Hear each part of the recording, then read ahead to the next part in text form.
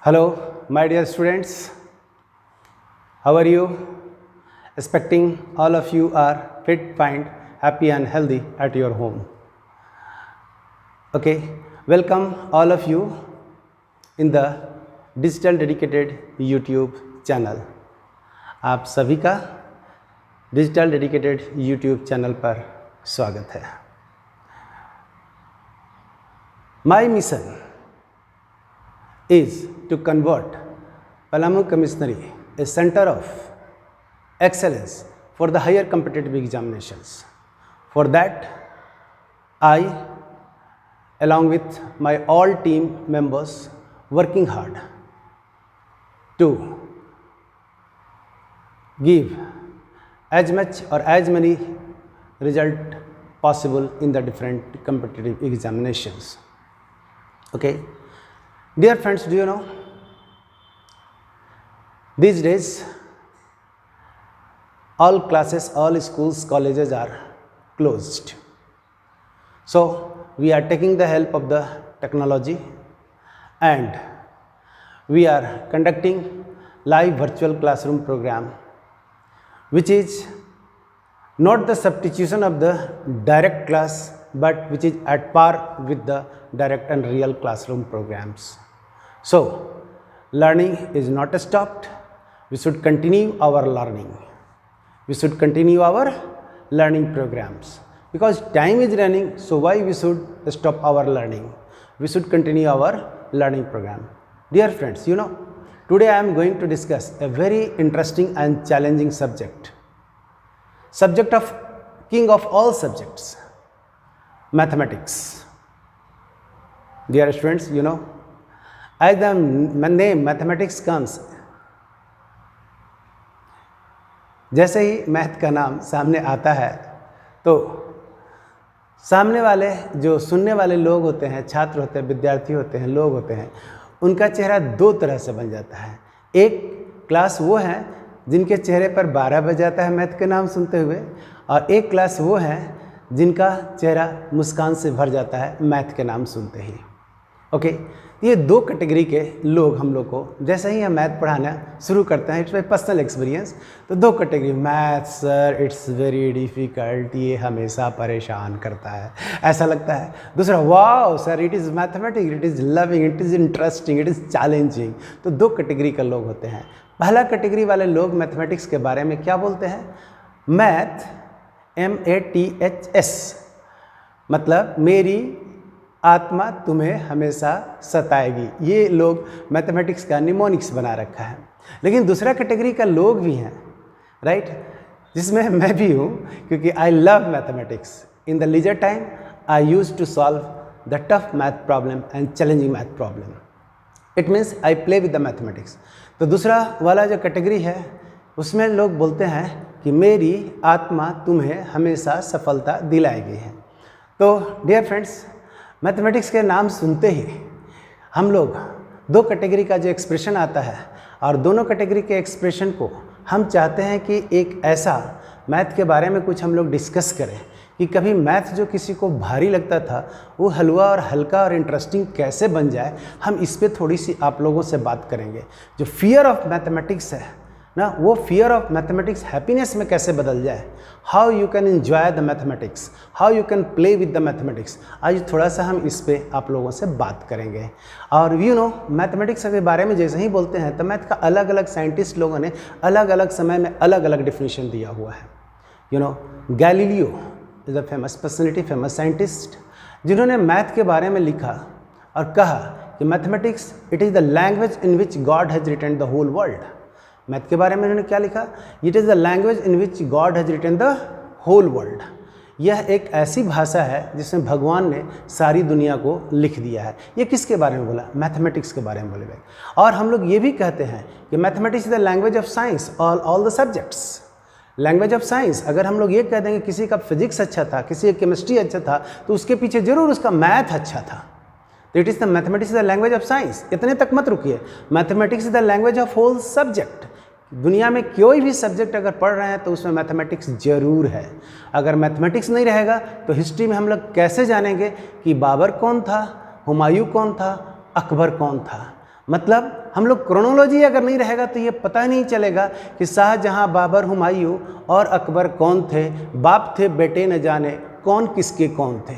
But जैसे हम chronology डाल देंगे तो क्रोनोलॉजी में अच्छा बाबर पहले आया हुआ था, तो हम लोग सन ईस्वी से डेट से देख लेंगे कि बाबर फर्स्ट था, उसके बाद कौन था भैया, तो हुमायूं आया, उसके बाद कौन था, तो अकबर है। क्रोनोलॉजी देख करके हम बता देंगे। इवन आपके घर में अगर कोई तीन, हम मान लेते हैं कि तीन अगर मेल मेंबर्स हैं, अगर एक का एज हम 70 ईयर्स कर देते हैं, दूसरे का 50 ईयर्स कर देते हैं और तीसरे का 20 ईयर्स कर देते हैं, तो हम लोग ईयर देख करके बता देंगे कि 70 वाला दादा होगा, 50 वाला पापा होगा, 20 वाला उसका बेटा होगा। ये तो तय है। मतलब ये मैथमेटिक्स बिना देखे सब चीज़ को एक्सप्लेन करने लगता है। तो मैथ के बारे में बोलते हैं कि जो दिखता है उसको तो एक्सप्लेन करता ही है, जो नहीं दिखता है उसके बारे में भी बता देता है। तो मैथमेटिक्स एक कमाल की बातें हैं, that reveals the mystery of the science, that is the important tools. You know, math एक बहुत बड़ा इम्पॉर्टेंट टूल्स है कि किसी भी मिस्ट्री को एक्सप्लोर करके रिजॉल्व करने में, सॉल्व करने में काफ़ी मदद करता है। यू नो, मैथमेटिक्स है तो हम लोग किसी के बारे में पता कर लेते हैं तुरंत। मैथमेटिक्स से हम लोग जानकारी पता कर लेते हैं कि ये बंदा तेज है कि ब्लंट है, इंटेलिजेंट है या ब्लंट है। मैथमेटिक्स से हम लोग तुरंत कहते हैं। अगर हम किसी के बारे में कि this is the guys who has got 100 marks out of 100 in the mathematics, oh वाह he is genius in the mathematics. If I say he has got 10 marks out of 100 in the mathematics, oh नीचे से top किया होगा, ऐसा हम लोग बात कर देते हैं ना। तो ये मैथमेटिक्स है कमाल के बारे में। अगर हम लोग को बुखार लगा तो हम लोग थर्मामीटर डाल करके टेम्परेचर पता कर लेते हैं। बट ये बताइए कि if I say just go and measure the temperature of the sun, how can you measure? क्या सन में लेके थर्मामीटर लगा देंगे? नो वे, कोई चांस नहीं है। तो वहाँ पर हम लोग कैसे टेम्परेचर को मेजर करते हैं? It is the mathematical equations that helps us to calculate the temperature of the sun. मतलब हम जहाँ नहीं पहुँच पाते हैं, मैथ हमको वहाँ पहुँचा देता है। It is the beauty of the mathematics. You know, it is the beauty of the mathematics. जहाँ हम लोग नहीं पहुँच पाते हैं, एटम के अंदर कहाँ क्या है, कितना फोर्स लग रहा है, कितना मास है, ये सब के बारे में भी हम लोग मैथमेटिक्स बताना शुरू कर देता है। तो मैथमेटिक्स का बहुत ज़बरदस्त यूज़ है और ज़बरदस्त ब्यूटी है, और इसको हम लोग समझने का कोशिश भी करते हैं कि how to understand the mathematics. एक बार मैं अपनी लाइफ का इंसिडेंट आपसे स्टोरी शेयर करता हूँ, बिकॉज मैं 99 के पीरियड था, उसमें मैं IAS का एग्ज़ाम दिया। मैं इसमें जब इंटरव्यू देने गया तो इंटरव्यू बोर्ड से मेरे पास क्वेश्चन जो आए, पूछा गया questions, you are an engineer? Yes sir, I am an engineer. Your optional subject is mathematics and physics? Yes sir, my optional subject is math and physics. Then you tell me, can you put a ladder to the moon? भाई, आप एक engineer हो, mathematics आपका subject रहा हुआ है, तो क्या आप चांद पे सीढ़ी लगा सकते हैं? ये मेरे पास क्वेश्चन आया, इंटरव्यू में क्वेश्चन था। तो अब ये सोच के देखिए कि अगर आप इंटरव्यू देने गए हैं तो आपको सोचने का नज़रिया कैसा होगा। आंसर हम लोग कह देंगे चांद पे सीढ़ी सर कैसे लगा पाएंगे? ना तो कोई भी बोलेगा, लेमैन भी बोल देगा, एक छोटा बच्चा भी बोल देगा कि सर चांद तक सीढ़ी हम लोग कैसे लगाएंगे? ऑफ कोर्स नहीं लगा पाएंगे। लेकिन मैं एक इंजीनियर था, एक मैथमेटिशियन था, तो मेरे से जो क्वेश्चन पूछा गया तो उम्मीद हमसे हट के जवाब सुनना चाहते हैं, और ऑफकोर्स हट का जवाब होगा ही। तो आप क्या करो कि इस चीज़ को डिफिनीशन पे आ जाओ कि लैडर का डिफिनीशन क्या होता है। तो लैडर के बारे में हम लोग क्या कहेंगे? Ladder is the means that transfer the body from one place to another place. Yes, तो अगर सीढ़ी कहीं एक व्यवस्था होती है जो किसी बॉडी को एक जगह से दूसरे बॉडी जगह पर ले जाती है, यही ना है, इसी को हम लोग कहते हैं। तो हम लोग तो ऐसे अपने आप को ट्रांसफ़र कर ही चुके हैं। कहाँ से? अर्थ से मून तक तो जा ही चुके हैं, अर्थ से मार्स तक मेरा मशीन जा ही चुका है। इट मीन्स हम लोग सीढ़ी लगा चुके हैं। और ये सब व्यवस्था किसने हेल्प किया? ये सब व्यवस्था ले जाने में, मशीन बनाने में, कैलकुलेशन करने में टोटल का टोटल मैथमेटिक्स का कंट्रीब्यूशन रहा हुआ है। तो yes, we can put ladder to the moon from the earth, but वो लैडर बांस डंटा का नहीं होगा, वो लैडर मशीनरीज होगा। मतलब ट्रांसपोर्टेशन का मीन्स को हम लोग लैडर कहते हैं। तो आप इस हिसाब से सोच करके आप उसको देखिए। तो मैथमेटिक्स में यही चीज़ है कि कुछ चीज़ आपको दिखता है, कुछ चीज़ आपको नहीं दिखता है। नहीं दिखता है उसको भी मैथमेटिक्स से हम लोग एक्सप्लोर करके बाहर निकाल लेते हैं। तो ये मैथमेटिक्स की कुछ हम लोगों ने बात कर रहे थे कि मैथ कैसे इंटरेस्टिंग है और मैथ कहाँ कहाँ हमको लर्न करने की ज़रूरत है, और मैथ को लर्न करने के लिए कुछ बेसिक फैक्ट्स है, कुछ इंटरेस्टिंग है। और हम लोग जानते हैं in the ancient times India was the world गुरु हम लोग कहते हैं, और थे भी, क्योंकि एंशिएंट टाइम में हमारे पास महान गणितज्ञ जिसको हम लोग बोलते हैं आर्यभट्ट, जिन्होंने जीरो का खोज किया, जिन्होंने डेसिमल सिस्टम को दिया हुआ है ना, और बहुत सारे चीज़ ज्योमेट्रिकल बात भी उन्होंने काफ़ी खोज किया हुआ था।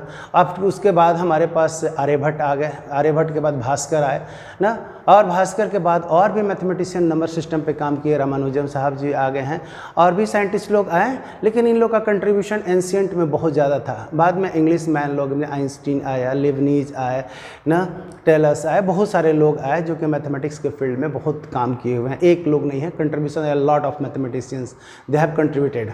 ओके, बट हमारे पास यहाँ से जो बात करते हैं तो इंडिया में जो सबसे पहले जो शुरुआत में मैथमेटिशियन जो थ्योरी दिए हुए थे वो नंबर सिस्टम पे बहुत काम किए। रामानुजम का भी काम किस पे था? नंबर सिस्टम पे काम था। उसके बाद किस पे काम था? तो ज्योमेट्री पे भी काफ़ी काम हुआ था। हाँ, तो तीसरा वाला जो मैथमेटिक्स है वो हम लोग इक्वेशन बेस्ड मैथमेटिक्स कहते हैं।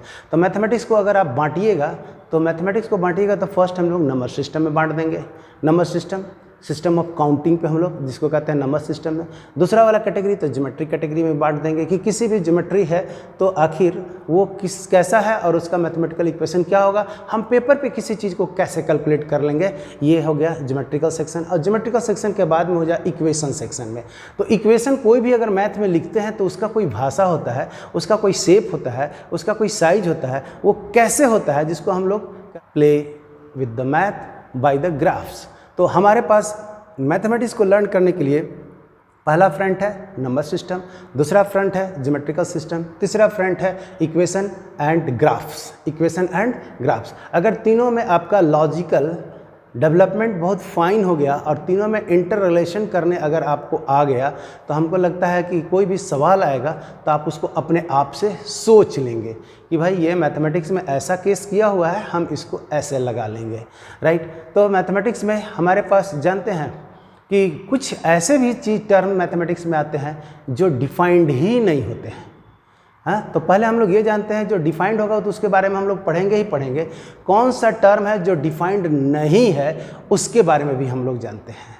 Which term is not defined in the mathematics, उसके बारे में भी हम लोग जानते हैं। तो आप जानते हैं ये हम लोग हिंदू मैथोलॉजी में या इंडियन मैथोलॉजी में we can say this one, 7 का बहुत बड़ा महत्व है। नंबर 7 का बहुत ही सिग्निफिकेंस है। हम लोग ये कहेंगे कि फिजिक्स में हाउ मेनी फंडामेंटल लॉज, तो हम लोग कह देंगे 7। हाउ मेनी फंडामेंटल क्वांटिटी, कह देंगे 7।